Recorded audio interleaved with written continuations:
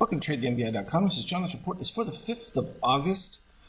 Well, we've basically had that run that, brought us up to where we're at right now, nearing the 100% level at this particular stage, only down 12% on the year, and literally touching up to that previous attempt to break out. So this becomes critical at this particular stage.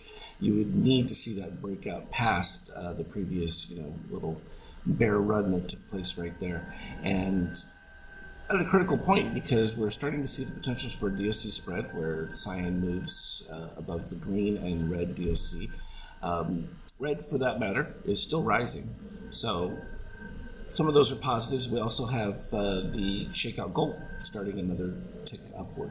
So that's just, the extension of the trend continuing, but we're starting to get more and more of these question marks.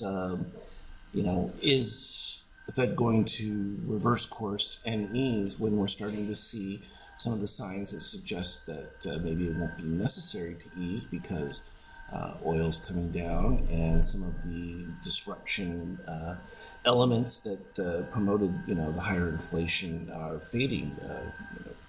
You can look at things like credit card usage and stuff like that, where people are starting to max out their purchasing power, and that could lead to a little bit more of a deflationary pressure, which would take a lot of the heat off the Fed from an inflation standpoint, which would not require easing because they're still suggesting that the economy is rip-roaring at this particular stage. So the market's going to start having some of those questions. And as that plays out and you run through all the buyback money that has really led to all of this run so far, you could have a problem with finding new retail investors to continue to push indexes into new levels. So we'll keep an eye on it, but obviously at this particular stage we're kind of in that flat flux. We've got to see a significant breakout for things to move. The euro, you can see a beautiful job here just keeping this in a flat line zone, and this isn't because of the value per se at this particular stage. It's literally just being held up because the reality is the eurozone is just a nightmare of confusion, and at this particular stage, central banks can just hold it where it is for the time being. Should there be any additional situation or catalyst that makes it even worse, there's just no possible way for the euro to hold, and there's really no impetus for it to bounce because the Fed is not indicating that they're going to stop their continued movement. So you've got the real world intersecting with a perceived idea of what the future will be in another month or two, and it doesn't look like the two have really much probability of coinciding in that forward look. So that I think is going to create some potential disruption. Gold continuing its rise and has nowhere to go but up. So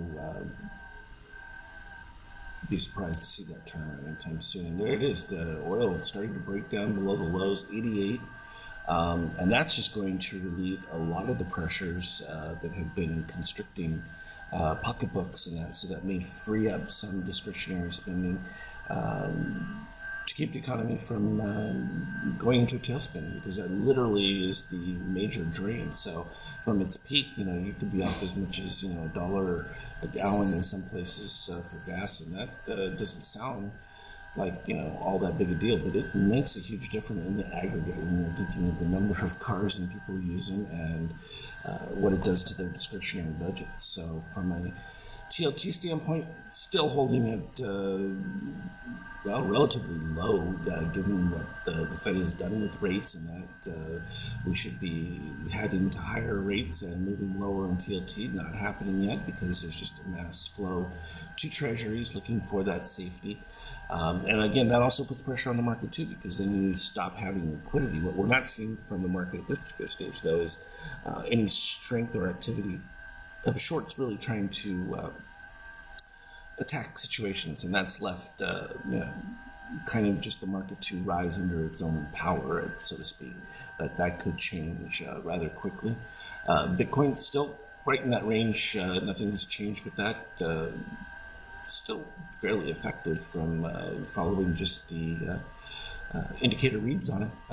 Turned out to a bullish move right there around the 22, right above the 23%, and has proceeded all the way to this particular stage right here. We're having a pivot. We were in a soft zone right there, but that immediate pivot of green back up, and then now the complete inversion. So this should have more legs, at least towards the 100% level.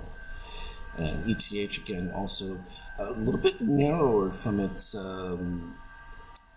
volume range the other day, but as you can see in the pre-market right here, picking up substantially. So much more activity moving back to them again. Very nice runs. I just think it's one of the cleanest from a cryptocurrency standpoint that you can get.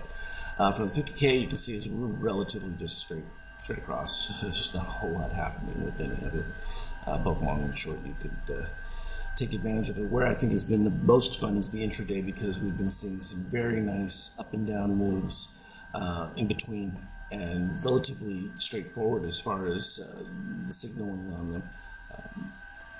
A couple of little bit of sideways actions with some of these, and that's just simply because of the nature of not really certain of where some of these algo strengths are taking hold. But in general, like in this case where your magenta MBI is below that 25 level, you're in general weakness. Every time you dip down, you're getting these cross waves through. But once we dipped down to that 10 level and then started to turn around, that's enough to push it back up and then repeat the same cycle over and over. And so it's been a pretty steady back and forth, which I think is really quite nice. That's just makes for fun intraday trading, and you can rack up a lot of mid-sized point gains, and that becomes a quite effective day when the market ends up pretty much flat, and you end up with 50, 60 points racked in there, just taking the up and downs. As always, though, I'll continue to update you on Skype chat. Trade well. We'll talk to you later.